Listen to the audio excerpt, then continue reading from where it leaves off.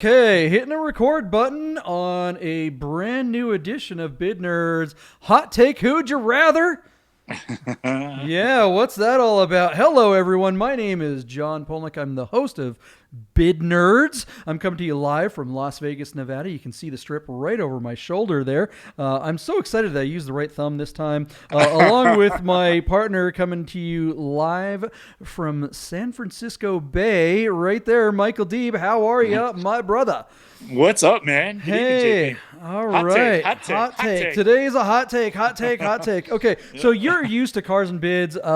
Bring a trailer. You know, we nerd out every day, every Monday through Friday, and the most interesting cars of the day on Cars and Bids and Bring a Trailer. But this is something that we do that's a little different. If you get on the internet and you're surfing around in the morning, you always find out, if you're a car person like us, you always see that car that everyone's talking about. You go to Jalopnik, you go to CarBuzz, you go to wherever you go, you're on all the socials. There's that one car that just everyone won't shut up about it, and it's usually something stupid. And so it got us to thinking, there's always this thing, this car of the day, this hot car that people won't shut up about, and they're always overpriced. They're always things that you go, man, there's so many cool cars that I'd rather have had for that amount of money or less on Cars and Bids and Bring a Trailer. So maybe we should talk about it. And today, if you're tuning in, you may have noticed that the car of the day today is what, Michael D? What is the car So of the day right now?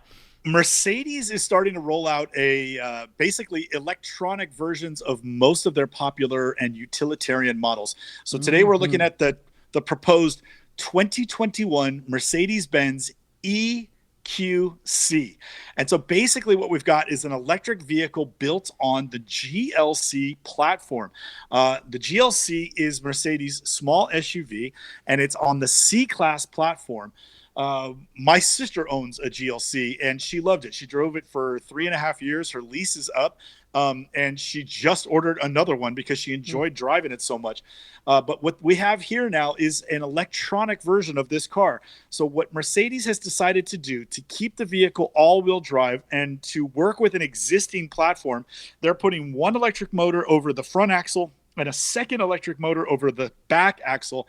And that is going to give drivers a bevy of power. You're talking 402 horsepower. And JP, as long as you're sitting down, I will tell you 561 pound-foot of torque. This thing, despite its audacious 5,500 pound curb weight, is still going to be relatively fast. This is going to be a rocket ship. 0 to 60 in 5 seconds, the quarter mile in 13.5 at over 112 miles an hour. And while this is sort of Mercedes' like kind of first swing at the electric cars, I don't think they have the range figured out. At 200 miles, this is definitely going to be an urban vehicle, something that will either be close to a charger at home or close to a charger at work. I don't see people taking road trips from LA to Vegas in one of these cars.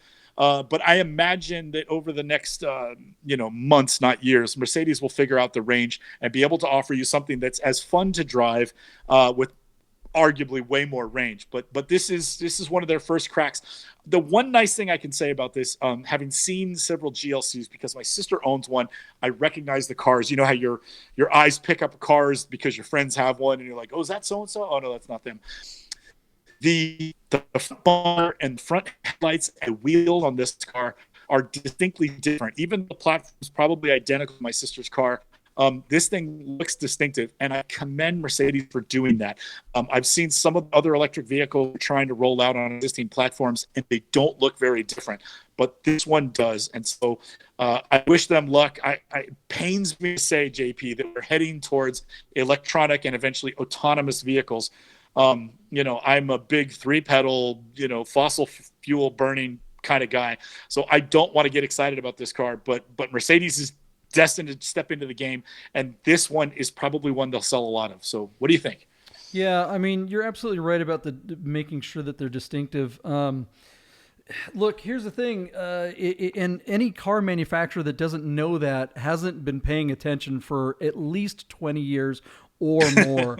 Yeah. When the hybrids came out, at the same time that the Prius came out in the late '90s or whatever, early aughts, the Honda Civic also had a hybrid vehicle, but the Honda Civic, that was hybrid looked identical to the regular Civic. And whereas the Prius didn't look like anything. It didn't look like any other car on the road. It didn't drive like any other car on the road. When you got in it, it would like, we did a comparison between the Prius and a Volkswagen TDi. We were paid by Volkswagen to do this big road trip. And one of the bits that we did about the when it came to the what do you call it, the hybrid car, was we would play this game. It's like, all right, we will give you a Volkswagen t-shirt if you can get that Prius to move within 1 minute of getting in it. So we take people that had never been in one, and they'd get in the car and they'd be like, it took, on average, it took people 4.5 minutes to get the car to go anywhere, right? But that was on purpose, and it seemed like it was counterintuitive, but it was super smart on Toyota's part, because they knew that this car that the Prius and the hybrid thing wasn't just about what it did or how it did it, but it was about virtue signaling. Let's face it. Anybody that bought that car wanted to let everyone in the world know that they were driving a hybrid, and the electric cars are exactly the same. And that's why Teslas are outselling just about every other electric car, because a lot of these electric cars are better in a lot of different ways, but they don't have that. Ooh. They just don't look like an electric car. The Taycan is pretty damn amazing, but it looks kind of like a Panamera. It's just, whereas the Teslas, they are so distinctive that you immediately know what they are, and you know that, that's an electric car. All the other cars, they just kind of look like another car in any of the other manufacturers' range, because how would you know? Okay. So so the challenge that we do here really isn't just like, all right, what new cars are better, but really, how much is one of these going to cost you? How much is an EQC 400 going to set you back? They're going to start at about $70,000. So with options, you're looking at like probably the low 80s, Yeah, and that seems to be the going range for what Audi has on an electric range, and the same thing. The base model Taycan just dropped, right? And I think those are probably 90. So, and then a Model 3 Tesla, you can get them as low as 40, if you can get one, if you can get one. If you can get one, yeah. So, all right. Hi. Okay. I guess we lost my camera. So take it away, Michael D. So JP, it's interesting because my sister has a GLC and I have a Porsche Cayenne diesel. And what's interesting is that when my sister, especially this winter that we're home in San Francisco, when she's wanted to go to Mount Shasta and Lake Tahoe with her friends, she winds up borrowing my car because she knows it'll get her in and out of the snow, and it's a better car for a long road trip, which is hilarious because she loves her GLC in the city. So what happens now when she takes my car and she's gone for 4 or 5 days, Esther and I are stuck driving her little Mercedes GLC, and I am sad to report it drives like crap. I really don't like it. The suspension is actually very firm. The steering is entirely too quick for a car that's not really a sports car. And so as you drive around bumpy and chewed up potholed streets of San Francisco, I absolutely detest driving her car and can't wait to exchange cars and get a Cayenne back. So I thought it's an interesting comparison because I don't believe this, what do we call it again? EQC is actually going to drive very nicely. I think it's going to be a great gizmo and really help herald in electric vehicles for Mercedes. But I don't think this is one I would choose. I would rather have, on Cars and Bids, we saw a 2004 Volkswagen Touareg V10 TDi. So this was a car that Volkswagen only made for a couple of quick, short years. And this had a 5-liter V10 that was diesel with twin turbochargers. And the output is startlingly close to that Mercedes-Benz. This car has, and let's see, Doug DeMiro wrote out for me, 310 horsepower and a whopping 553 horsepower. So it's about 100 horsepower shy, but it's only about like 8 pound-foot of torque shy, and this car weighs less. So I imagine this thing is a rocket and would probably run circles around it. And because this is a diesel with a large gas tank, it probably has 3 times the range that other vehicle does. So I know that these V10s were not great, reliable cars in the secondary market. These languish, and they're very, very soft because they've had a lot of reliability issues. But when one of these things is running, this to me is a superior all-terrain vehicle. You could take this to the mountains. You could tow your boat. You could tow a house if you had to. Yeah. And you could take it on a great long road trip if it didn't break down, or at least you had AAA.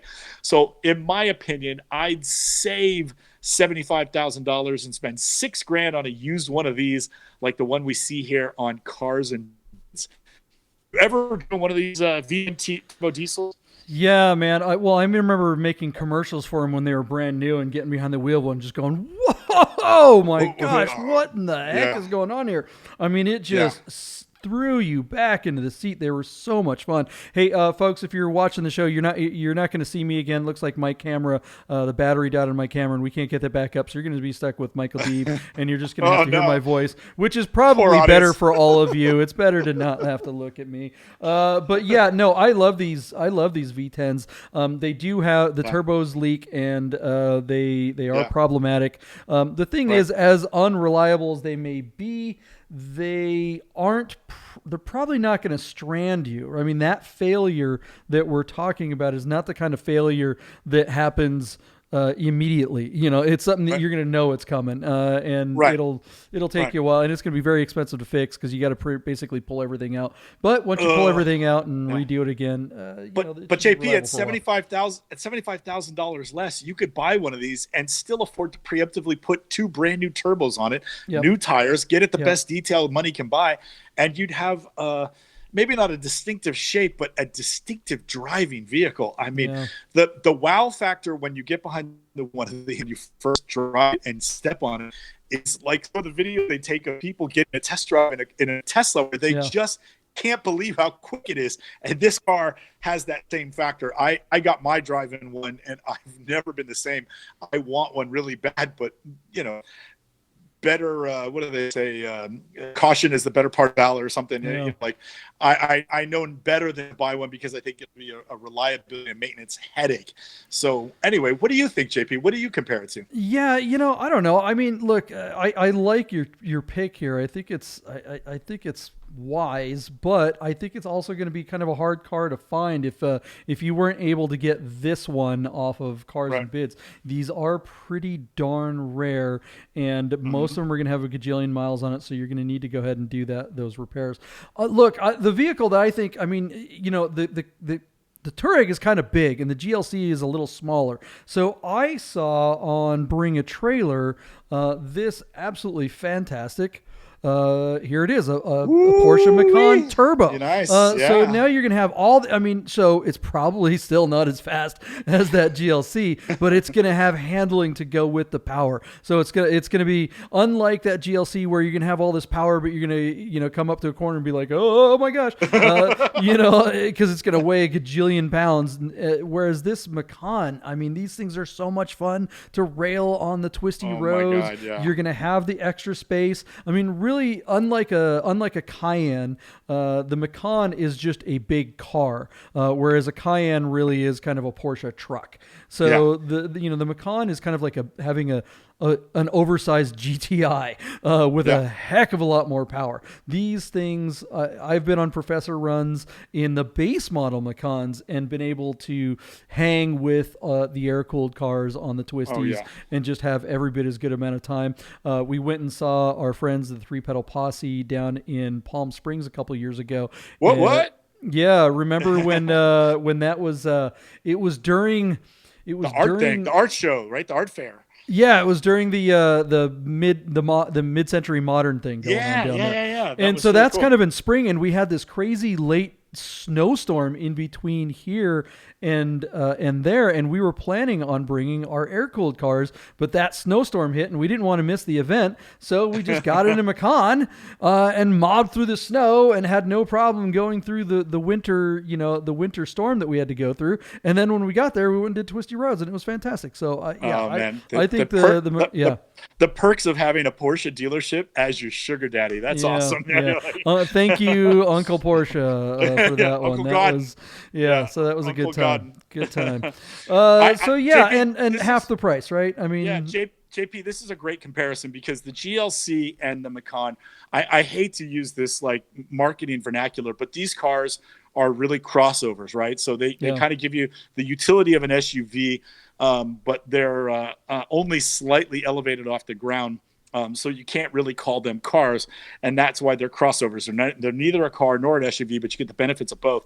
And I think this is a great take. This is you know, and if you've never driven a Macan, you can't understand, because it sounds like lip service, but while you're driving one of these things, you'll forget you're in an SUV or a crossover. You'll just believe with your eyes that you're driving a regular car because they handle and they ride so nicely. And this is a great selection.